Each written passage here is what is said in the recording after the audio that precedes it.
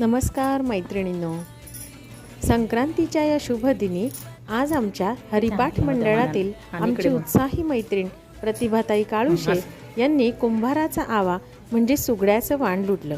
सौभाग्याचं प्रतीक असलेलं हे वाण आमच्या मैत्रिणीने दिलं. अतिशय उत्साही असलेली ही मैत्रीण हिने 2 वाणं लुटले यावर्षी. मातीची भांडी म्हणजे काय तर आपल्या आयुष्याला संपन्नतेने आणि समृद्धीने घडवणे. काकूंनी कुंतीचे वाण पण दिले. अखंड सौभाग्य लाभावं म्हणून हे कुंतीचं वाण.